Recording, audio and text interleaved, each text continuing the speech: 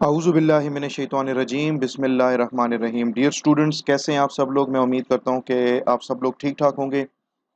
Dear students, ये हमारे Java programming language का जो वीक नंबर 5 है उसका फोर्थ लेक्चर है, लास्ट लेक्चर है इस वीक का। और लास्ट इससे पहले वाले लेक्चर के अंदर हम लोगों ने जो है इवेंट हैंडलिंग डिस्कस की थी। और इवेंट हैंडलिंग का हमने देखा था कि एनोनिमस इनर क्लासेस के थ्रू इवेंट हैंडलिंग जो है वो किस तरीके से की जाती है।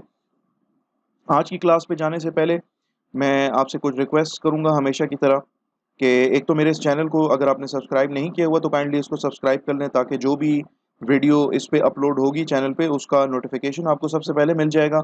ये वीडियो अगर पसंद आए तो इस वीडियो को आप लाइक कर सकते हैं, इस वीडियो पे कमेंट्स कर लें, इस वीडियो को आप शेयर कर सकते हैं ऐसे साथियों के साथ जो कि आपके क्लास फेलोज नहीं है, किसी और यूनिवर्सिटी के अंदर या कॉलेज के अंदर पढ़ रहे हैं और उन्होंने जावा का कोर्स में वो उन्होंने एनरोलमेंट कराई हुई है, तो उनके काम भी आ जाएगा।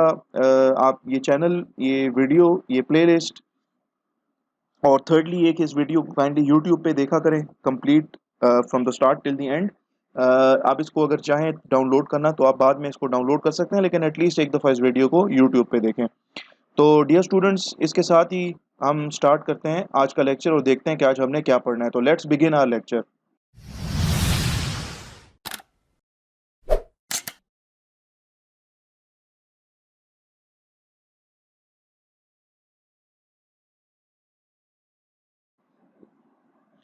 डियर स्टूडेंट्स, मैं ये तो नहीं कहूँगा कि इवेंट हैंडलिंग जो है वो कंप्लीट हो गई है, क्योंकि हमारे बहुत सारे और भी लिस्ट एंड इंटरफेसेस हैं। और भी हमारी डॉक्टर क्लासेस हैं जिनको हमने डिस्कस नहीं किया ड्यू टू टाइम कंस्ट्रेंट। लेकिन आप इस काबिल हो गए हो, आपको एक स्टार्ट मिल गया है, एक पुश आपको मिल गया है इवेंट हैंडलिंग से रिलेटेड। और आप बाकी के जो लिस्टर इंटरफेसेस हैं और बाकी के जो रिमेनिंग आपकी डॉक्टर क्लासेस हैं उनको यूज़ करके इवेंट्स को हैंडल कर सकते हैं। ठीक है, तो आज से हमने अपना एक नया टॉपिक हमने शुरू करना है। और इस टॉपिक का टाइटल है एक्सेप्शन हैंडलिंग। आज का टॉपिक शुरू करने से पहले एक चीज़ हम डिस्कस करेंगे कि हमारे किसी भी प्रोग्रामिंग लैंग्वेज के अंदर, चाहे वो जावा हो, सी प्लस प्लस हो, सी हो, पाइथन हो, वट एवर जो भी आपकी प्रोग्रामिंग लैंग्वेज है उसमें अगर हम देखें तो एरर्स जो हैं, एरर्स वो कितने किस्म के आ सकते हैं। तो there are mainly three types of errors in your programs. ठीक है, किसी भी प्रोग्रामिंग लैंग्वेज के अंदर तीन टाइप के एरर्स आ सकते हैं। जो पहला है वो सिंटेक्स एरर है, and the syntax error is basically related to the grammar, the set of rules and regulations of that particular language. Syntax error में ये है कि अगर आप अपने प्रोग्रामिंग लैंग्वेज के किसी सेट ऑफ रूल्स, रेगुलेशंस या उसके ग्रामर की वायलेशन अगर करोगे तो कंपाइलर जो है ना वो आपको सिंटेक्स एरर का फ्लैग दे देगा या आपसे कहेगा कि फलां लाइन के ऊपर जो है वो सिंटेक्स एरर है। इसकी एग्जांपल्स में से वैसे तो बहुत सारी एग्जांपल्स हैं। फॉर एग्जांपल आपने फॉर लूप आप लगा रहे हैं और फॉर का एफ आपने कैपिटल कर दिए तो ये एक सिंटेक्स एरर है। कहीं पे आपने सेमीकोलन लगाना था, आप सेमीकोलन नहीं लगाया आपने, that is also a syntax error. Class की बॉडी स्टार्ट आपने कर दी लेकिन क्लास की क्लोजिंग करली ब्रेसेस आपने नहीं लगाई, ये भी सिंटेक्स एरर है। ठीक है, यानी कि जो आपकी प्रोग्रामिंग लैंग्वेज की जो रूल्स एंड रेगुलेशंस हैं उनकी जो वायलेशन अगर आप करोगे तो वो कहलाएगा सिंटेक्स एरर। ठीक है, डू वाइल लूप आपने लिखा है और वाइल के बाद आप सेमीकोलन नहीं लगा रहे, that is also syntax error. If का आपने आई जो है वो कैपिटल लिख दिया है, that is also syntax error. तो इस तरीके से बेतहाशा बहुत सारी इसकी एग्जांपल्स हो सकती हैं।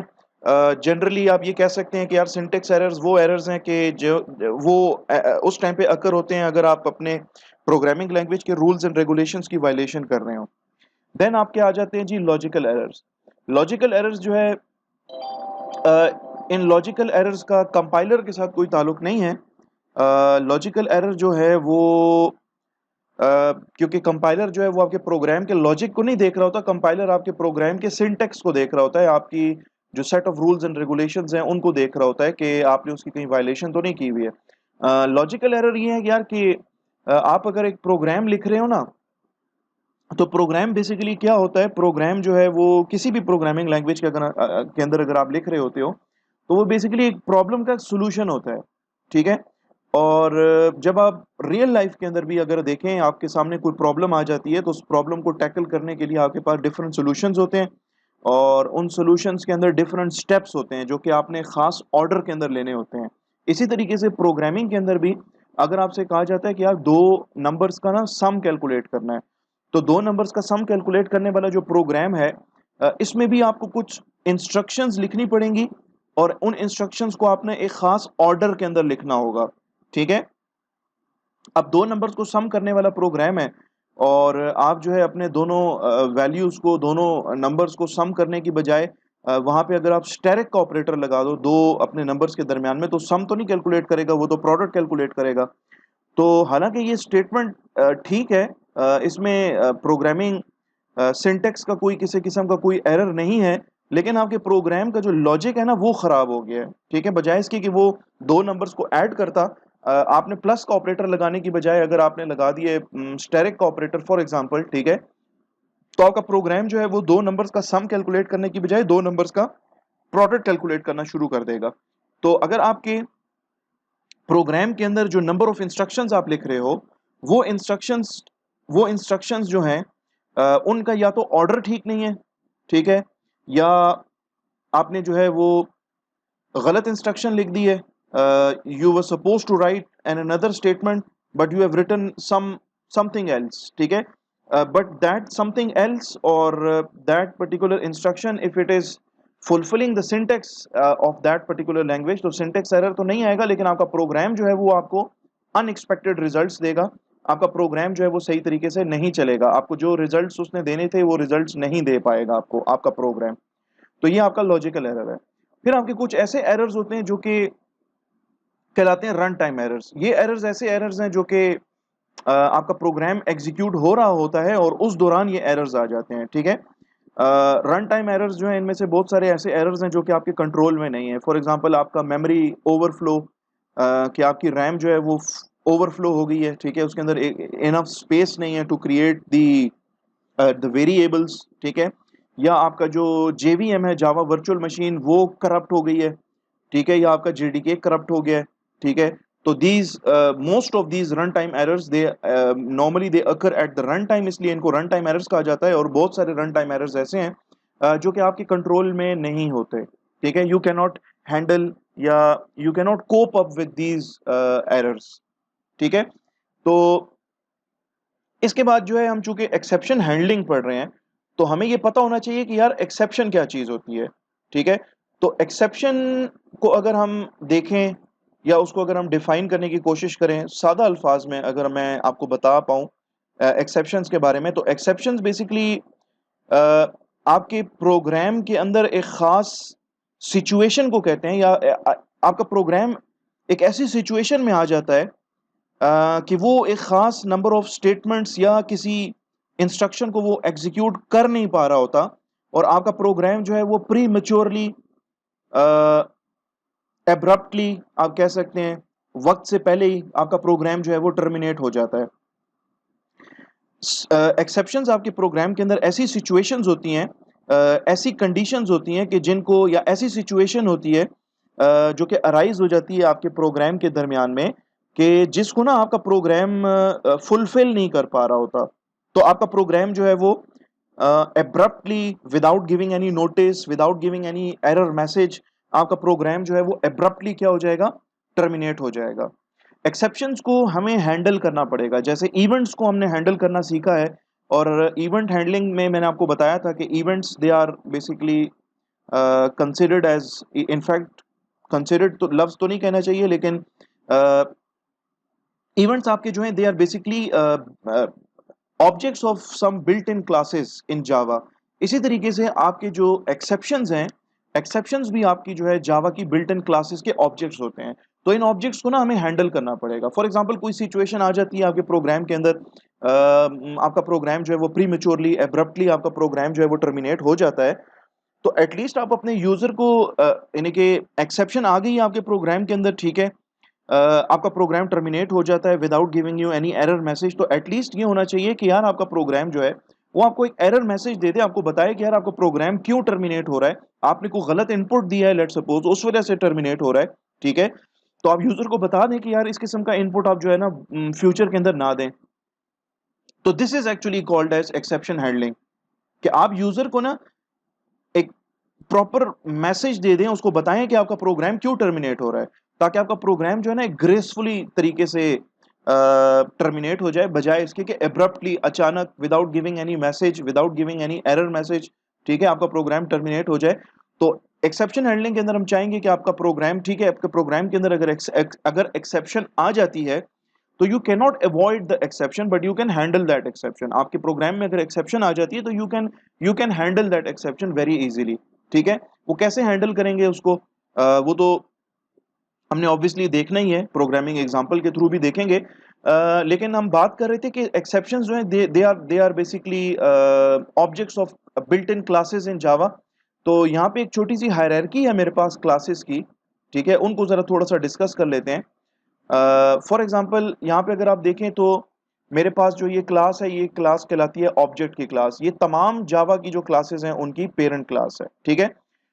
इसमें इसकी एक चाइल्ड क्लास है थ्रोएबल। इसका मतलब ये नहीं है कि ऑब्जेक्ट की एक ही चाइल्ड क्लास है थ्रोएबल, इसकी और भी क्लासेस हैं चाइल्ड क्लासेस, लेकिन चूंकि यहाँ पे स्पेस नहीं है नंबर वन, और चूंकि मैं एक खास स्पेसिफिक हायरार्की देखना चाहता हूँ, तो इसलिए मैंने ये वाली हायरार्की जो है आपके सामने सेलेक्ट करके रखी है। थ्रोएबल की जो क्लास है इसकी दो चाइल्ड क्लासेस हैं, ठीक है, एक एक्सेप्शन है और एक एरर आपको यहाँ पे नजर आ रहा होगा। एरर की फिर मजीद चाइल्ड क्लासेस हैं, लाइक द लिंकर एरर, ठीक है, virtual machine error, AWT error and several more classes, several more child classes हैं आपकी इस एरर क्लास की। इसी तरीके से आपकी जो एक्सेप्शन की जो क्लास है इसकी भी बहुत सारी चाइल्ड क्लासेस हैं, like the run time exception, the AWT exception, the IO exception, the class not found exception वगैरह वगैरह, जैसे यहाँ पे लिखा हुआ है सेवरल मोर क्लासेस। इसी तरीके से जो रन टाइम एक्सेप्शन है उसकी भी चाइल्ड क्लासेस है, like the arithmetic exception, the null pointer exception, the index out of bounds exception and several other more child classes of the run time exception. अच्छा, ये हायरार्की दिखाने का मकसद basically ये है कि हम ये देखना चाह रहे हैं इसके अंदर कि आपकी जो एक्सेप्शंस हैं, ठीक है, हमने डिस्कस कर लिया कि हमारी जो एक्सेप्शंस हैं they are all considered as objects of built in classes in Java. लेकिन एक्सेप्शंस की फिर दो टाइप्स भी हैं, तो दो टाइप्स हम डिस्कस करेंगे इस पर्टिकुलर डायग्राम के थ्रू। यहाँ पे मैं पेन ले लेता हूँ, ठीक है, ताकि मैं चीजों को हाईलाइट कर सकूं। अच्छा, एक टाइप जो है ना आपकी एक्सेप्शन की वो कहलाती है अनचेक्ड एक्सेप्शन। अनचेक्ड एक्सेप्शन, ठीक है, एक टाइप है अनचेक्ड एक्सेप्शन और एक जो एक्सेप्शन की जो टाइप है वो कहलाती है चेक्ड एक्सेप्शन।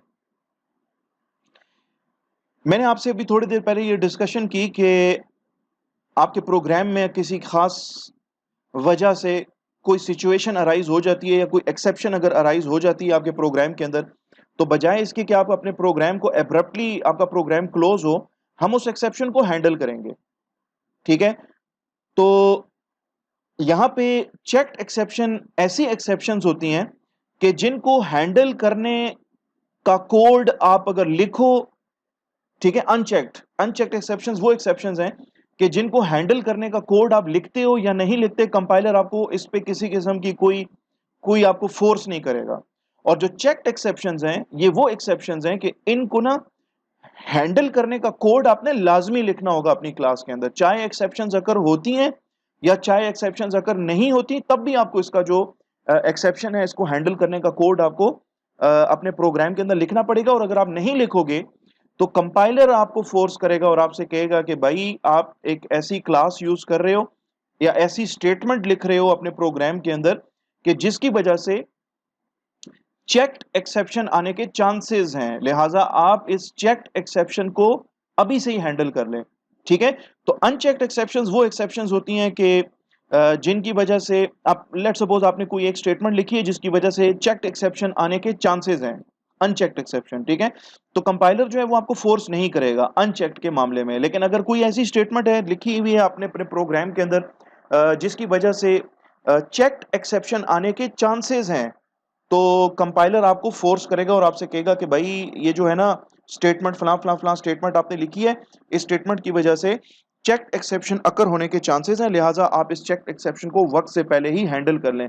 चाहे आपके प्रोग्राम में वो चेक्ड एक्सेप्शन जो है वो अकर होती है या नहीं होती, प्रोग्राम के अंदर आपने उसको हैंडल करने का जो कोड होगा वो आपको मस्ट लिखना पड़ेगा। अच्छा जी, तो we were discussing the checked exception and unchecked exception, और यहां से हम उसकी टाइप जो है वो देख लेते हैं। यार आपकी ये जो एरर की जो क्लास है ना, एरर की क्लास, इसकी जितनी भी चाइल्ड क्लासेस हैं, this is of type unchecked exception, ठीक है। और नंबर टू, आपकी ये जो रन टाइम एक्सेप्शन की जो क्लास है, ठीक है, ये क्लास और इसकी जितनी भी, इसके नीचे जितनी भी इसकी चाइल्ड क्लासेस हैं, these are example of unchecked exception, ठीक है। अनचेक्ड एक्सेप्शंस वो एक्सेप्शंस हैं कि अगर आपके प्रोग्राम के अंदर कुछ आपने स्टेटमेंट्स लिखी हैं और उन स्टेटमेंट्स की वजह से आपका अनचेक्ड एक्सेप्शन किसी भी किस्म का अराइज हो सकता है, आपका प्रोग्राम उसको प्रोड्यूस कर सकता है, तो कंपाइलर आपको फोर्स नहीं करेगा कि भाई इसको हैंडल करने का कोड लाजमी लिख लो, ठीक है। ओके जी। और आपकी जो ये तो बात होगी अनचेक्ड एक्सेप्शन की। अब आपका अब आपका जो चेक्ड एक्सेप्शन है वो है जी, ये जो आपकी एक्सेप्शन की जो क्लास है ना, एक्सेप्शन की क्लास, इसकी जितनी भी चाइल्ड क्लासेस हैं, like the class not found exception, the IO exception, the AWT exception, and जहां पे ये लिखा हुआ है ना सेवरल मोर अदर क्लासेस, ठीक है, इसकी जो मजीद और चाइल्ड क्लासेस हो बिल्कुल हैं इसकी, ठीक है। तो जो मैंने हाईलाइट कर दिया ना क्लासेस, मींस के एक्सेप्शन क्लास की जितनी भी चाइल्ड क्लासेस हैं, like the class not found exception, the IO exception, the AWT exception, except the run time exception, क्योंकि रन टाइम एक्सेप्शन की हमने बात की है कि ये रन टाइम एक्सेप्शन और इसकी जितनी भी चाइल्ड क्लासेस हैं, these are of type unchecked exception, ठीक है। और एक्सेप्शन क्लास, ठीक है, इसकी जितनी भी चाइल्ड क्लासेस हैं except the run time exception, जिनको मैंने इस टाइम पे हाईलाइट किया हुआ है, ये सारी की सारी आपकी कहलाती हैं चेक्ड एक्सेप्शन। कोई आपका ऐसा प्रोग्राम है जो आपने लिखा हुआ है, उसके अंदर कुछ स्टेटमेंट्स हैं जिनकी वजह से आईओ एक्सेप्शन क्लास का ऑब्जेक्ट जनरेट होने के चांसेस हैं, तो आपका प्रोग्राम आपको बोलेगा कि यार आप ना आईओ एक्सेप्शन को हैंडल कर लें। आपका कंपाइलर आपको फोर्स करेगा कि आप आईओ एक्सेप्शन को हैंडल कर लें। जब तक आप इसको हैंडल नहीं करेंगे आपका प्रोग्राम जो है वो आगे नहीं चलेगा, ठीक है। तो ये थी आपकी चेक्ड एक्सेप्शन और अनचेक्ड एक्सेप्शन। चेक्ड कि चेक्ड एक्सेप्शन वो एक्सेप्शंस हैं कि जिनको हैंडल करने का आपको कोड लिखना पड़ेगा लाजमी तौर पे, और अनचेक्ड एक्सेप्शंस वो हैं कि जिनको हैंडल करने का कोड आप लिखें ना लिखें, कंपाइलर आपको कम से कम फोर्स नहीं करेगा, ठीक है। तो चलते हैं और बिल्कुल एक सिंपल सी एग्जांपल से स्टार्ट करते हैं, और फिर हम पहले तो कोड लिखेंगे अपना without without handling an exception, और फिर उसके बाद हम देखेंगे कि इस एक्सेप्शन को हम किस तरीके से हैंडल कर सकते हैं, ठीक है। तो जावा की एप्लीकेशन है, मैं इसको नेक्स्ट कर देता हूँ। यहाँ पे मैं इसका प्रोग्राम का टाइटल दे देता हूँ, इसका प्रोजेक्ट का टाइटल एक्सेप्शन हैंडलिंग वन, क्योंकि इसके अंदर भी हमने मल्टीपल प्रोग्राम्स बनाने हैं। और यहाँ पे मैं अपनी क्लास जो है मेन क्लास बनाऊंगा जिसका नाम मैंने टेस्ट रखना है, ठीक है। तो मैंने अपनी क्लास मेन क्लास बनाई और यहाँ पे जितने भी कमेंट्स हैं मैं इनको रिमूव कर लेता हूँ, ठीक है।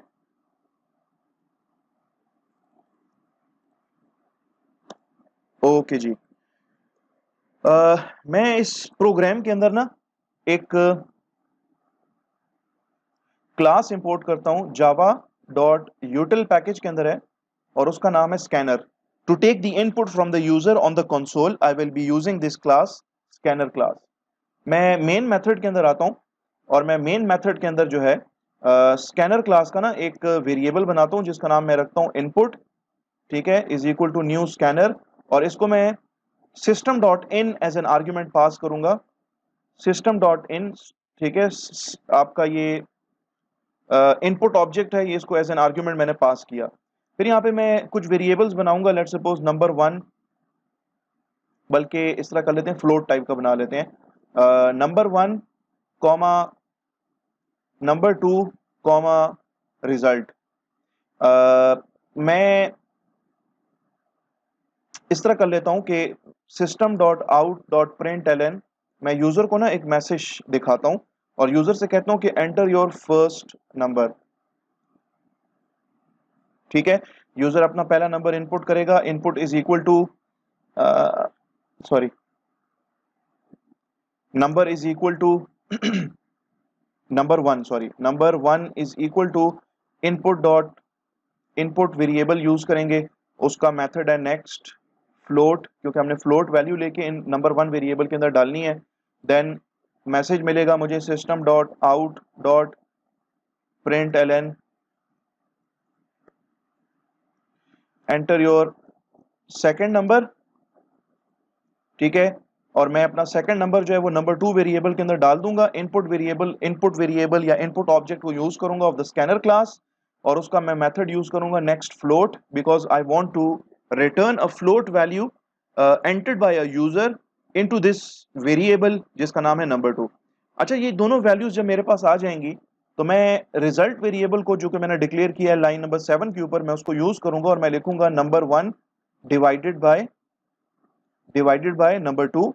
और यहां पे मैं लिख देता हूं system dot dot out dot print l n, और मैं यहाँ पे यूजर को मैसेज देता हूं कि the division sorry the result of division operation was, और इसके साथ मैं कॉन्केटिनेट कर देता हूं ये जो रिजल्ट वेरिएबल है इसकी वैल्यू को, ठीक है। और इसके बाद मैं यहाँ पे लिख देता हूँ एक और मैसेज कि system dot out dot print l n, यहाँ पे मैं लिख देता हूँ मैसेज के अंदर कि your program will terminate now. इसको मैं सेव कर लेता हूँ प्रोग्राम को, जो व्हाइट स्पेसेस है इनको मैं रिमूव कर लेता हूँ।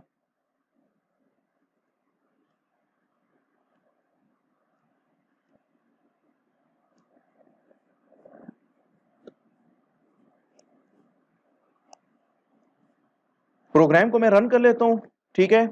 और फिर इसके बाद मैं आपको इसका जो वर्किंग है या किस तरीके से प्रोग्राम काम कर रहा है, ठीक है, वो मैं आपको आपके साथ डिस्कस करूंगा ऑब्वियसली। इसको मैं सेव कर लेता हूँ, इस प्रोग्राम को मैं रन कर लेता हूँ। यहाँ पे आउटपुट विंडो आपकी ओपन होगी, ठीक है। थोड़ा सा टाइम ले रहा है ये आपसे कह रहा है एंटर योर फर्स्ट नंबर, ठीक है। तो मैं अपना पहला नंबर इनपुट कर देता हूँ, लेट्स सपोज 125.25। फिर ये कह रहे हैं एंटर योर सेकंड नंबर, तो मैं सेकंड नंबर भी इनपुट कर लेता हूँ, लेट्स सपोज 5.75, ठीक है। तो इसने क्या किया कि इसने ना 125.25 को डिवाइड किया है 5.75 पे, और आपसे कह रहा है the result of division operation was, और जो भी रिजल्ट आ रहा है वो रिजल्ट आपको डिस्प्ले कर रहा है। और इसके बाद प्रोग्राम आपको कह रहा है कि your program will terminate now, ठीक है। दोबारा रन करते हैं इस प्रोग्राम को। ये आपसे कह रहा है enter your first number, let's suppose मैंने इसको इनपुट किया है 250.25, ठीक है। और सेकंड नंबर यानी कि जो मेरा डिनोमिनेटर है, न्यूमरेटर तो 250.25 है, डिनोमिनेटर में मैं जीरो इनपुट कर देता हूँ, ठीक है। जैसी ठीक है, तो यहाँ पे जो मुझे रिजल्ट दे रहा है वो कह रहा है the result of division operation was infinity, ठीक है। मैं जो यहाँ पे डिवीजन ऑपरेशन जो परफॉर्म कर रहा हूँ ना, वो नंबर वन जो है ना मेरा, वो एक फ्लोट वेरिएबल है, ठीक है। और नंबर टू जो है वो भी एक फ्लोट वेरिएबल है। तो इस केस के अंदर अगर मेरा डिनोमिनेटर सॉरी मेरा जो रिजल्ट जो डिवीजन ऑपरेशन है वो अगर फ्लोटिंग पॉइंट डिवीजन ऑपरेशन हो रही है ना, यहाँ पे इंटीजर पॉइंट तो नहीं हो रही, यानी कि नंबर वन और नंबर टू जो है दोनों इंटीजर्स तो नहीं है, दोनों फ्लोट हैं। तो इस केस के अंदर अगर दोनों ऑपरेंड्स आपके फ्लोट हो, यानी कि डिवीजन आपकी हो रही है, फ्लोटिंग पॉइंट डिवीजन हो रही है, और आपका डिनोमिनेटर जो है ना वो अगर जीरो हो, तो ये आपको आंसर देगा कि आपका लेट्स सपोज फर्स्ट नंबर है दो, यहाँ पे मैं फर्स्ट नंबर इनपुट कर लेता हूँ 210.25 और सेकंड नंबर जीरो। तो इस केस के अंदर ये आपको कहेगा कि the result of division operation was infinity, इस केस में आपको कहेगा इन्फिनिटी, ठीक है। लेकिन मैं अगर यहाँ पे अपने इस नंबर वन नंबर टू और रिजल्ट को अगर मैं डिक्लेयर कर लेता हूं इंटेजर INT, तो फिर मुझे जाहिर सी बात है यहाँ पे भी चेंज करनी पड़ेगी, नेक्स्ट फ्लोट की बजाय अब मैं यहाँ पे लिखूंगा नेक्स्ट INT, और यहाँ पर भी नेक्स्ट फ्लोट की बजाय नेक्स्ट INT, ठीक है। यहाँ पे नंबर वन की बजाय number one divided by number to, ठीक है। तो अब अगर मैं इस प्रोग्राम को चलाऊं, ठीक है, इसको सेव कर लेते हैं और इस प्रोग्राम को अब मैं रन करता हूं, ठीक है। Enter your first number, now the number one variable and number two variable both are integers, ठीक है। तो लेट सपोज मैं यहाँ पे लिख देता हूँ 250, यहाँ पे लेट सपोज मैं लिख देता हूँ 5, तो ये कहेगा the result of division operation was 50। दोबारा रन कर लें, लेट सपोज 125, ठीक है, और 5, तो कह रहा है the result of division operation was 25। अच्छा जी, अब अगर मैं लेट सपोज इनपुट कर लेता हूँ 125 और डिनोमिनेटर में मैं इनपुट कर देता हूँ 0, तो यहाँ पे ना आपका प्रोग्राम जो है ना वो एब्रप्टली खत्म हो गया है। यानी कि आपके प्रोग्राम ने तो आपको यहाँ पे मैसेजेस दो देने थे ना, नंबर 1 ये कि the result of division operation was, वो मैसेज आपको नहीं मिला, the program will terminate now, वो वाला मैसेज भी आपको नहीं मिला और आपका प्रोग्राम जो है वो वक्त से पहले ही खत्म हो गया है। ठीक है, इसका मतलब ये है कि आपके प्रोग्राम के अंदर ना एक्सेप्शन अकर हुई है। वो कैसे पता लगेगा कि यार कौन सी एक्सेप्शन अकर हुई है, या किस कौन सी एक्सेप्शन क्लास का ऑब्जेक्ट जनरेट हुआ है? तो उसका पता आपको इस तरह से लगेगा कि ये जो मैसेज आ रहा है ना, आपको मैसेज में लिखा है exception, exception in thread main, यानी कि आपकी जो मेन फंक्शन है इसके अंदर एक्सेप्शन आई है। और वो एक्सेप्शन जो है ना वो जावा पैकेज के अंदर एक पैकेज है लैंग, लैंग पैकेज, उसके अंदर एक क्लास है, उसका नाम है जी अरिथमेटिक एक्सेप्शन। उस क्लास का ना एक ऑब्जेक्ट जनरेट हुआ है यहाँ पे, ठीक है, इस जगह पे। ये आपकी जो स्टेटमेंट है ना लाइन नंबर 12, ठीक है, जहां पे आपने लिखा है result is equal to number 1 divided by number 2, तो यहाँ पे ना अरिथमेटिक एक्सेप्शन अकर हुई है। यानी कि यहाँ पे आपके प्रोग्राम के अंदर एक एक्सेप्शन जनरेट हुई है। और एक्सेप्शन क्या होती है, मैं दोबारा रिकॉल करा देता हूँ आपको कि एक्सेप्शन आपके प्रोग्राम के अंदर एक ऐसी सिचुएशन आ जाती है कि आपका प्रोग्राम जो है किसी खास नंबर ऑफ इंस्ट्रक्शन या इंस्ट्रक्शंस को एग्जीक्यूट कर नहीं पा रहा होता due to that particular situation, due to that particular scenario. अब यहाँ पे क्या सिनारियो आया है यार, यहाँ पे ये सिनारियो आया है कि आप इस नंबर 1 वेरिएबल में आपने डाला था लेट्स सपोज 250, और नंबर 2 वेरिएबल में डिनोमिनेटर में आपने इनपुट किया था 0। तो we all know that we can not divide a number with 0, हम 0 पे डिवाइड नहीं कर सकते। तो यहाँ पे भी जावा प्रोग्राम ने क्या किया कि यहाँ पे नंबर 1 को 0 पे डिवाइड करने की कोशिश की, 0 पे डिवाइड नहीं कर पाया। सिचुएशन ये आई कि the denominator was 0 and the number 1 variable was not divisible by 0, उसको डिवाइड नहीं कर पाया है। तो आपका प्रोग्राम यहाँ पे क्रैश कर गया है, क्योंकि आपके प्रोग्राम ने आपको ये दो मैसेजेस भी तो प्रिंट कर रहा था ना इससे पहले, जब आपके नंबर 2 वेरिएबल में 0 नहीं था, तो आपको ये प्रोग्राम आपका ये दो स्टेटमेंट्स भी प्रिंट करके दे रहा था। इसने इसने इस दफा आपको ये दो स्टेटमेंट्स प्रिंट करके नहीं दी। आपका program prematurely, abruptly, without giving you any error, without giving you any message, आपका प्रोग्राम जो है वो टर्मिनेट हो गया। तो हम यही करेंगे कि पहले तो हम ये पता करेंगे कि यार किस स्टेटमेंट की वजह से ये प्रॉब्लम आई है, नंबर 1। नंबर 2, इस स्टेटमेंट में ठीक है प्रॉब्लम अगर आई है, आ गई है, एक्सेप्शन अगर अकर हुई है, तो दूसरा हमें यह पता होना चाहिए कि किस टाइप की एक्सेप्शन आई है, यानी कि किस किस क्लास का ऑब्जेक्ट जनरेट हुआ है, कौन सी एक्सेप्शन क्लास का ऑब्जेक्ट जनरेट हुआ है। ठीक है, तो उसका पता करना आसान है। आप यहां पे अपना नंबर इनपुट कर लो, लेट्स सपोज 210 डिवाइडेड बाय 0। तो ये आपसे कह रहा है कि मेन क्लास के अंदर जावा पैकेज है, उसके अंदर एक लैंग का सब पैकेज है, उसके अंदर अरिथमेटिक एक्सेप्शन एक क्लास है, उसका ऑब्जेक्ट जनरेट हुआ है। तो आपको पता लग गया कि अरिथमेटिक एक्सेप्शन जो है वो आपकी क्लास है, जो कि जिसका ऑब्जेक्ट जनरेट हुआ है, और जिसके जनरेट होने के बाद आपका प्रोग्राम जो है ना वो टर्मिनेट हो गया है। नंबर 2, अब आपको ये भी पता करना है कि यार कौन सी लाइन में मैंने ऐसी कुछ स्टेटमेंट लिखी है, या कौन सी मेरी ऐसी स्टेटमेंट है कि जिसकी वजह से ये अरिथमेटिक एक्सेप्शन अकर हुई है। तो वो भी सिंपल है, आप ये देख लें, ये टेस्ट डॉट जावा, ये आपकी फाइल का नाम है ना, टेस्ट डॉट जावा। ठीक है, यहाँ पे देख लें फाइल का नाम है टेस्ट डॉट जावा। ये आपसे कह रहा है, यहाँ पे लिखा हुआ है टेस्ट डॉट जावा कोलन 12। 12 का मतलब है कि यार आपकी फाइल टेस्ट डॉट जावा की लाइन नंबर 12 में आपने, या लाइन नंबर 12 ऐसी लाइन थी, स्टेटमेंट थी जिसकी वजह से एक्सेप्शन आई है। तो लाइन नंबर 12 को देखो, ठीक है, इसकी वजह से, इस लाइन की वजह से, इस इंस्ट्रक्शन की वजह से आपके प्रोग्राम के अंदर एक्सेप्शन अकर हुई है। अब ये दो चीजें पता करना क्यों जरूरी है? दो चीजें कौन सी? कि भाई किस स्टेटमेंट की वजह से एक्सेप्शन अकर हुई है, नंबर 1। नंबर 2, दूसरी चीज ये कि एक्सेप्शन अगर अकर हुई है तो कौन से क्लास का ऑब्जेक्ट यहां पे जनरेट हुआ है। इन दो का जब तक आपको पता नहीं होगा, आप इस एक्सेप्शन को हैंडल नहीं कर सकेंगे। ठीक है, तो अब चलते हैं और देखते हैं कि इसको हैंडल किस तरीके से करना है। भाई हैंडल इस तरीके से करना है कि आपकी ये जो स्टेटमेंट है ना, result is equal to number divided by number 2, इसको आप एक खास ब्लॉक ऑफ कोड के अंदर लिख देंगे जिन स्टेटमेंट्स की वजह से एक्सेप्शन अकर होने के चांसेस हैं। मैं लफ्ज चांसेस इसलिए कह रहा हूं कि यार ये कोई जरूरी थोड़ी है कि आप हमेशा ही अपना डिनोमिनेटर जीरो इनपुट देंगे। ठीक है, आप उसको डिनोमिनेटर नॉन जीरो देंगे तो आपका प्रोग्राम जो है वो एक्सेप्शन थ्रो नहीं करेगा। ठीक है, अगर आप इसमें डिनोमिनेटर जीरो दे देते हैं तो एक्सेप्शन अकर होगी, मींस के एक्सेप्शन अकर होने के चांसेस है ना इस प्रोग्राम के अंदर। तो वो स्टेटमेंट या स्टेटमेंट्स जिनकी वजह से एक्सेप्शन अकर होने के चांसेस हैं, write down those statements inside your block of code which is called as try block। ठीक है, मतलब कि आप यहां पे एक लिख दें ट्राई स्मॉल ब्रैकेट्स के अंदर। ठीक है, यहां पे अपना आप जो है ओपनिंग करली ब्रेसेस एंड क्लोजिंग करली ब्रेसेस लगा दें, ये आपका ट्राई ब्लॉक है।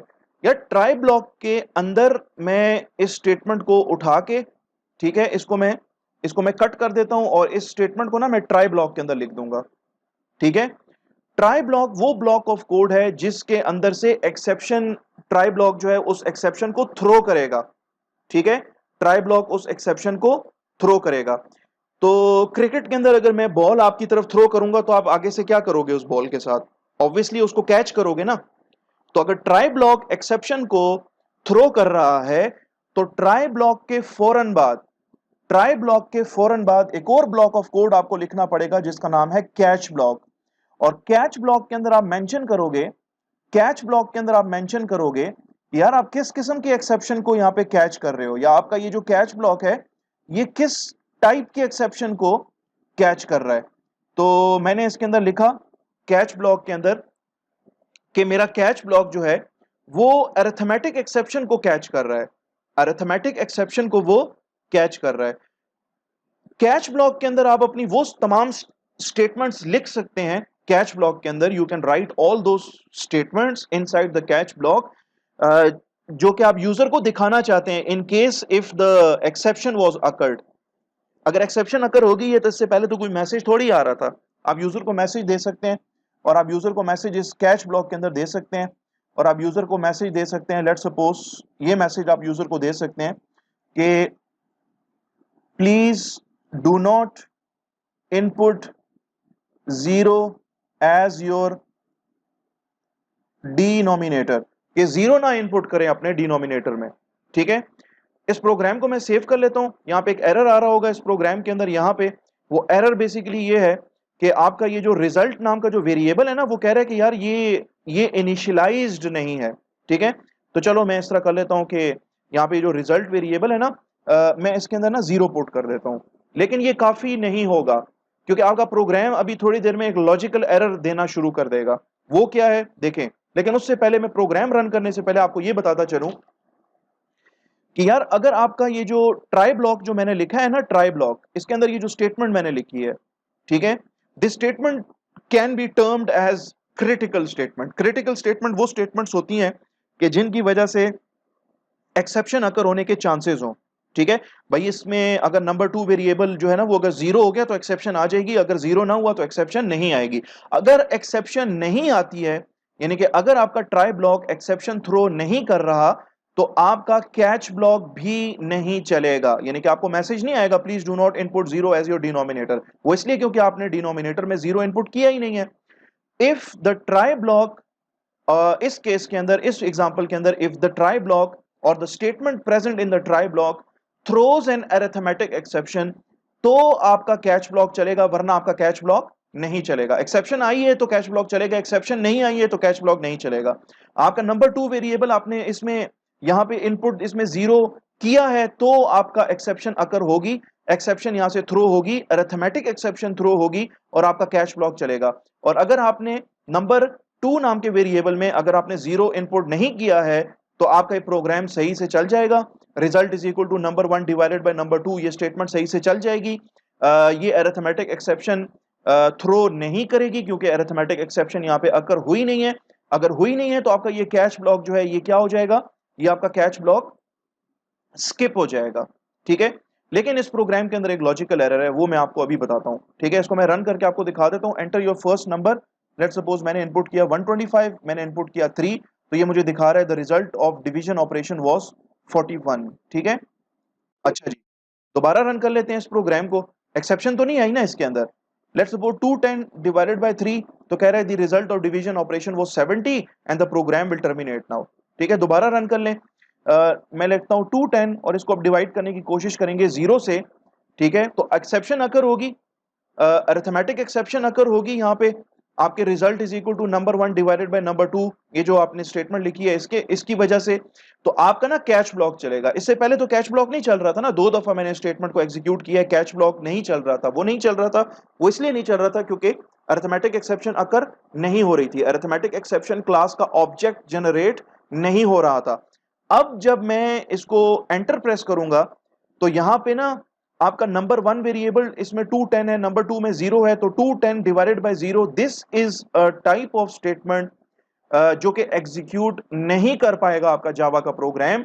तो यहां पे अरिथमेटिक एक्सेप्शन थ्रो करेगा, ये ट्राई ब्लॉक अरिथमेटिक एक्सेप्शन को थ्रो करेगी ये ट्राई ब्लॉक, और अरिथमेटिक एक्सेप्शन को कैच करेगा आपका ये वाला कैच ब्लॉक। क्योंकि ये जो कैच ब्लॉक हमने बनाया है, it is meant to catch the arithmetic exception only। यहां से जो arithmetic exception क्लास का जो ऑब्जेक्ट जनरेट होगा ना, उस ऑब्जेक्ट का रेफरेंस इस वेरिएबल में आके स्टोर हो जाएगा जिसका नाम है AE। इसका नाम मैंने AE रखा है, आप इसका नाम कुछ भी रख सकते हैं। और इसके बाद आपकी ये स्टेटमेंट चलना शुरू हो जाएगी कि please do not input 0 as your denominator. But still मैं आपको बता दूं इस प्रोग्राम के अंदर एक छोटा सा लॉजिकल एरर है। ठीक है, वो लॉजिकल एरर क्या है वो भी आपको अभी दिखा देता हूं। मैं इसको मैं एंटर करता हूं। जैसे ही मैंने एंटर किया तो ये कहता है कि please do not input 0 as your denominator, यानी कि आपका कैच ब्लॉक चलना शुरू हो गया।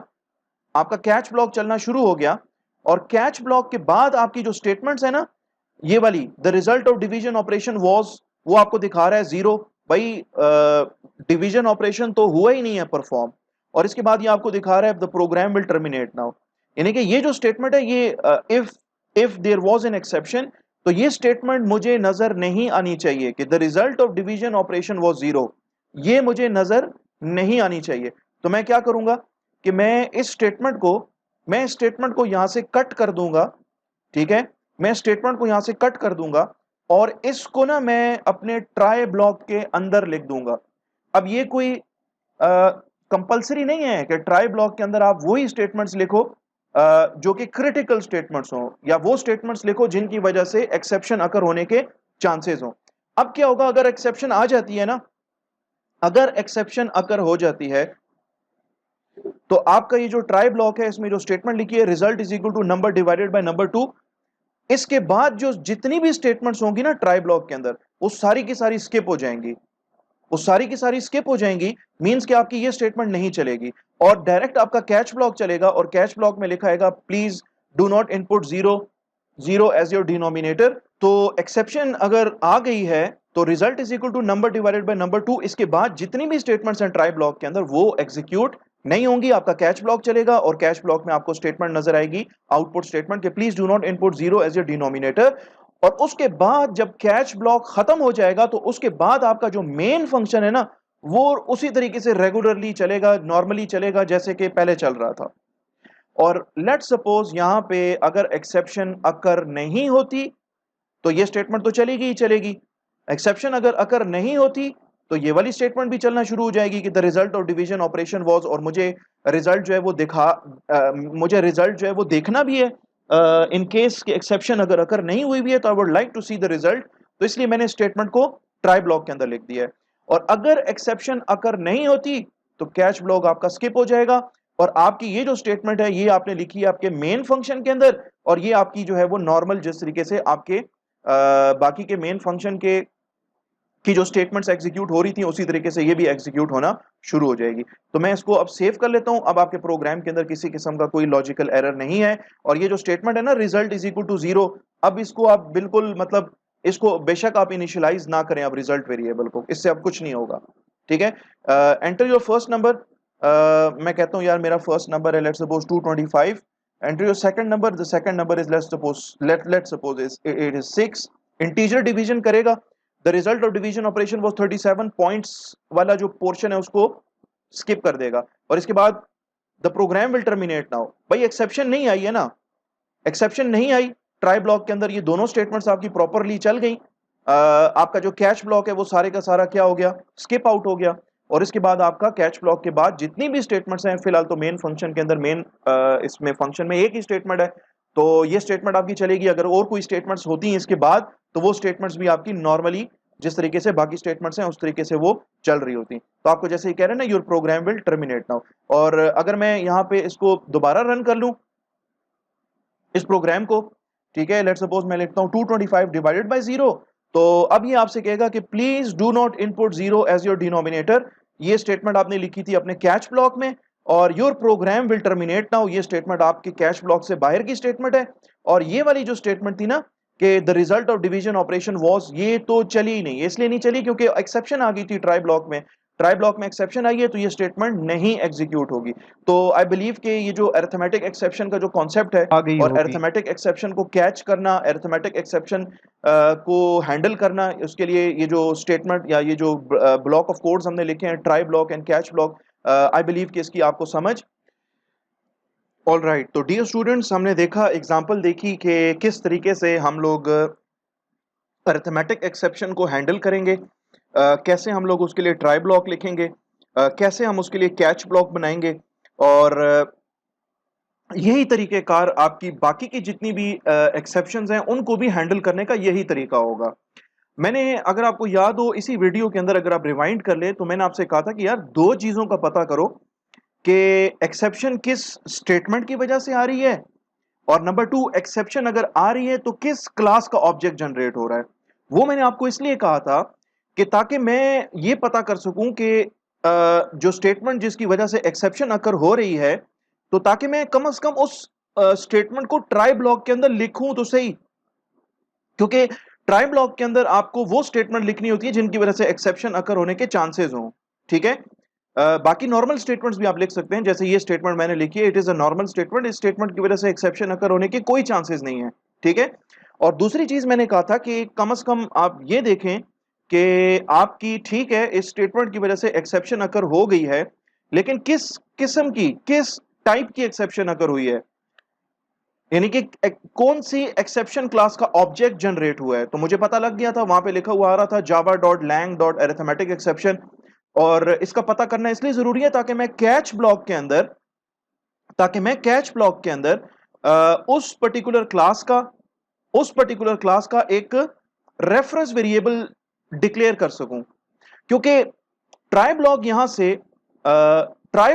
से आपका जो ट्राई ब्लॉक है वो बेसिकली आपको थ्रो कर रही है यहां से अरिथमेटिक एक्सेप्शन। तो catch block should be able to catch the arithmetic exception, ठीक है। तो इसलिए मैंने कैच ब्लॉक के अंदर यहां पे लिखा है अपनी उस एक्सेप्शन क्लास का नाम जो कि यहां से थ्रो हो रही है ट्राई ब्लॉक से, ठीक है। अब इस प्रोग्राम के अंदर हम थोड़ी सी और एनहांसमेंट कर सकते हैं, वो ये कि यहां पे अगर मैं आपको दिखा सकूं, ये कह रहा है enter your first number, let's suppose मैं लिखता हूं 210, मैं लिखता हूं 5, ठीक है। एक्सेप्शन अगर अकर नहीं हो रही तो प्रोग्राम आपका जो है ना वो खत्म हो रहा है, result of division operation was 42 और your program will terminate now, ये मैसेज आपको दिखा रहा है। लेकिन अगर एक्सेप्शन अकर हो रही है, ठीक है, तो ये कैच ब्लॉक मुझे दिखा रहा है, और कैच ब्लॉक के बाद मैं चाहता हूं कि ये मुझसे कहे कि please do not input 0 as your denominator, comma, और इसके बाद लिखा हो ट्राई अगेन, और ट्राई अगेन के फौरन बाद जो है ना मुझसे कहे कि enter your first number, enter your second number. मैं जब तक डिनोमिनेटर में 0 इनपुट करता रहूंगा ये मुझे बार बार कहेगा कि please do not input 0 as your denominator, try again, ठीक है। यानी कि एक लूप के अंदर मैं अपने इस प्रोग्राम को लिख दूंगा। तो कैसे लिखूंगा, उसके लिए मैं यहाँ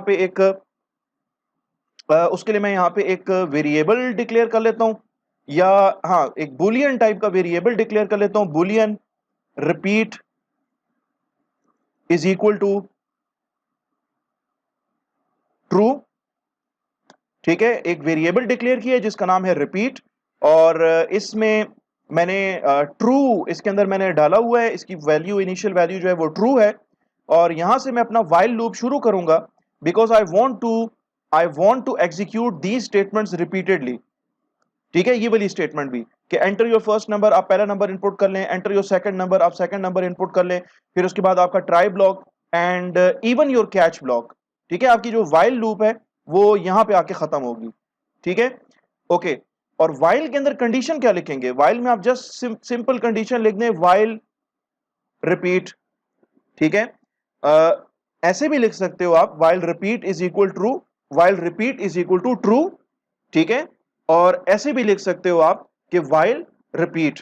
अब देखिए रिपीट वेरिएबल में अभी इस टाइम पे क्या पड़ा हुआ है? ट्रू पड़ा है ना, तो मींस कि ये इस रिपीट को, इस रिपीट वेरिएबल की वैल्यू को, इसके अंदर जो वैल्यू पड़ी है रिपीट को इसकी वैल्यू से रिप्लेस कर देगा। मींस के वाइल के अंदर आ जाएगा ट्रू। तो वाइल लूप अगर ट्रू है, उसकी कंडीशन ट्रू है, तो वाइल लूप तो चलेगा ना, फिर इसका मतलब है। ठीक है, तो मैं इसमें दोबारा से लिख देता हूं रिपीट। ओके जी, वाइल लूप आपका चला, आपसे इसने कहा कि एंटर योर फर्स्ट नंबर, आपने पहला नंबर इनपुट कर दिया। ये आपसे कह रहा है एंटर योर सेकंड नंबर, आपने सेकंड नंबर भी इनपुट कर दिया। ट्राई ब्लॉक ये भी वाइल लूप के अंदर ही है।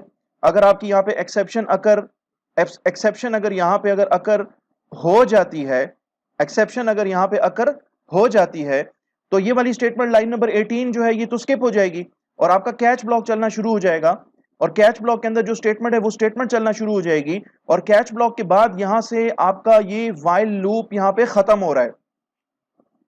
अब चूंकि रिपीट वेरिएबल की वैल्यू कहीं पे चेंज नहीं हुई, तो आपका वाइल लूप जो है यहाँ पे खत्म हो रहा है। लेकिन कहीं पर भी with in this while loop आपने कोई ऐसी स्टेटमेंट नहीं लिखी कि रिपीट वेरिएबल की वैल्यू जो है वो फॉल्स हो जाए, तो इसलिए आपका वाइल लूप जो है ना वो फिर से चलेगा और चलना भी चाहिए। ठीक है, अब सिनारियो ये देखते हैं कि यार आपके प्रोग्राम के अंदर ना एक्सेप्शन अगर अकर नहीं होती तो फिर क्या होगा? पहला नंबर आपसे मांगा जाएगा, आपने पहला नंबर इनपुट किया। आपसे दूसरा नंबर मांगा जाएगा, आपने दूसरा नंबर भी इनपुट कर दिया। ट्राई ब्लॉक के अंदर आपने जो है दूसरा नंबर जो आपने इनपुट किया है वो जीरो नहीं है, नॉन जीरो है। तो आपकी स्टेटमेंट चलेगी result is equal to number divided by number 2। आपको रिजल्ट रिजल्ट भी नजर आएगा। ठीक है, जाहिर सी बात है कैच ब्लॉक जो है वो आपका स्किप हो जाएगा और यहाँ पे वाइल लूप खत्म हो रहा है। रिपीट वेरिएबल की वैल्यू कहीं पर भी आपने इसको फॉल्स नहीं किया है, रिपीट वेरिएबल की वैल्यू अभी भी ट्रू है। तो अगर मेरा ट्राई ब्लॉक के अंदर एक्सेप्शन अगर अकर नहीं होती है, तो मैं ट्राई ब्लॉक की आखिरी स्टेटमेंट लिख दूंगा इस तरीके से, repeat is equal to false, कि भाई इसको दोबारा रिपीट ना करो, एक्सेप्शन आई नहीं है तो मैं क्यों ट्राई अगेन करूं। ठीक है, तो यहां पे please do not input zero as your denominator, और कॉमा के बाद मैं लिख दूंगा यहां पे ट्राई अगेन। ठीक है, अगर एक्सेप्शन अकर हो जाती है तो इस लाइन की वजह से एक्सेप्शन अकर होगी, आपकी ये दोनों स्टेटमेंट्स एग्जीक्यूट नहीं होंगी, प्रोग्राम का कंट्रोल आएगा कैच ब्लॉक के अंदर। ठीक है, अगर ये स्टेटमेंट्स एग्जीक्यूट नहीं होती तो इट मींस कि रिपीट वेरिएबल की वैल्यू पहले भी ट्रू थी, अब भी ट्रू ही रहेगी। कैच ब्लॉक जब खत्म होगा तो यहां पे बेसिकली आपका वाइल लूप खत्म हो रहा है, और वाइल लूप जो है अपनी फिर कंडीशन चेक करेगा, वाइल रिपीट, रिपीट में पहले भी ट्रू था अब भी ट्रू है, तो ये सारी की सारी स्टेटमेंट्स फिर से एग्जीक्यूट होंगी। Enter your first number, enter your second number. अगर आपने सेकंड नंबर में डिनोमिनेटर में नॉन जीरो नंबर अगर दिया है तो यहाँ पे एक्सेप्शन अकर नहीं होगी, आपकी ये स्टेटमेंट सही तरीके से एग्जीक्यूट हो जाएगी। आपको ये मैसेज भी मिल जाएगा कि आपका रिजल्ट इसके बराबर था, और repeat is equal to false statement भी एग्जीक्यूट हो जाएगी, यानी कि रिपीट वेरिएबल की वैल्यू जो है वो चेंज होके फॉल्स हो जाएगी। कैश ब्लॉक तो आपका वैसे नहीं चलेगा अगर एक्सेप्शन नहीं आई है। यहाँ पे आपका वाइल लूप जो है वो खत्म हो रहा है, और वाइल अपनी कंडीशन अब चेक करेगा क्योंकि आपने रिपीट वेरिएबल की वैल्यू जो है वो फॉल्स कर दी है ट्राई ब्लॉक के अंदर। ठीक है, तो अब रिपीट वेरिएबल में फॉल्स वैल्यू पड़ी होगी, लिहाजा अब आपका प्रोग्राम जो है वो टर्मिनेट, इसके बाद जो है आपका जो वाइल लूप है, वाइल लूप आपका जो है वो खत्म हो जाएगा, और आपको ना फिर ये स्टेटमेंट नजर आएगी कि your program will terminate now, और इसके बाद आपका प्रोग्राम टर्मिनेट हो जाएगा। मैं इसको सेव कर लेता हूं, इस प्रोग्राम को मैं रन करके आपको दिखा देता हूं। लेट्स सपोज यहाँ पे लिखा है एंटर योर फर्स्ट नंबर, मैं यहाँ पे पहला नंबर इनपुट कर लेता हूँ। एंटर योर सेकंड नंबर, मैंने जीरो इनपुट किया, एक्सेप्शन आई, इसने मुझे कहा please do not input zero as your denominator, comma try again, और आपसे कह रहा है एंटर योर फर्स्ट नंबर। मैंने पहला नंबर इनपुट किया, मैंने दूसरा नंबर फिर जीरो दिया, तो ये कह रहा है please do not input zero as your denominator, ये आपका कैच ब्लॉक चल रहा है, ट्राई अगेन। आपका ये वाइल लूप यहां से फिर से चल रही है, एंटर योर फर्स्ट नंबर, मैंने पहला नंबर इनपुट दिया, मैंने दूसरा नंबर इनपुट दिया, इसने मुझे कहा the result of division operation was 44, the program will terminate now. ये जो स्टेटमेंट है ना, your program will terminate now, it is outside the while loop, ये वाइल लूप से बाहर है। और ये स्टेटमेंट अगर आपको याद हो तो हमने कैच ब्लॉक से भी बाहर लिखी थी, इनसाइड द मेन फंक्शन। तो इस तरीके से आप अपने प्रोग्राम के अंदर अगर अरिथमेटिक एक्सेप्शन अगर अकर हो जाती है कंसोल एप्लीकेशन के दौरान, during the inside your console application, so you can handle your arithmetic exception with this particular technique। ठीक है डियर स्टूडेंट्स, मेरा ख्याल है आज की क्लास के लिए इतना काफ़ी है। नेक्स्ट जो टॉपिक है हमारा, या नेक्स्ट जो हमारा होगा, नेक्स्ट जो हमारी क्लास होगी उसके अंदर हम मज़ीद मुख्तलिफ़ किस्म के एक्सेप्शंस को थ्रो करेंगे प्रोग्राम के अंदर और उनको हैंडल करने की कोशिश करेंगे, उनके लिए ट्राई ब्लॉक कैच ब्लॉक लिखेंगे। ठीक है, तो नेक्स्ट क्लास के अंदर हम फिर मुख्तलिफ और डिफरेंट टाइप्स ऑफ एक्सेप्शंस को हैंडल करेंगे। तो नेक्स्ट क्लास, तो इस वीडियो को मैं यहीं पर ही कंक्लूड कर देता हूं, और मैं उम्मीद करता हूं कि आप लोगों को आज का लेक्चर जो है वो पसंद आया होगा, इसकी समझ भी आई होगी, कॉन्सेप्ट्स की आपको समझ आई होगी। और मैं ये भी उम्मीद करता हूं कि आप लोगों ने मेरे इस चैनल को, जिसका नाम है कोड विद फैसल, इसको ऑलरेडी आपने सब्सक्राइब किया हुआ है। अगर सब्सक्राइब नहीं किया हुआ तो काइंडली इसको जल्द से जल्द सब्सक्राइब कर लें। वीडियो पसंद आई हो तो लाइक करना चाहें तो लाइक कर लें, शेयर करना चाहें तो शेयर कर लें, कमेंट्स इस पे करना चाहें तो कमेंट्स कर सकते हैं। किसी ऐसे दोस्त के साथ, कजन्स हों, आपके कुछ जानने वाले हों जो किसी और यूनिवर्सिटी में पढ़ रहे हों, जावा का कोर्स उन्होंने एनरोल किया हुआ है, चाहें तो आप उनके साथ भी इस प्लेलिस्ट को, इस चैनल को, इन वीडियोस को शेयर कर सकते हैं। मिलते हैं नेक्स्ट वीडियो के अंदर, तब तक आप अपना ढेर सारा ख्याल रखें। Take care of yourself. अल्लाह हाफिज।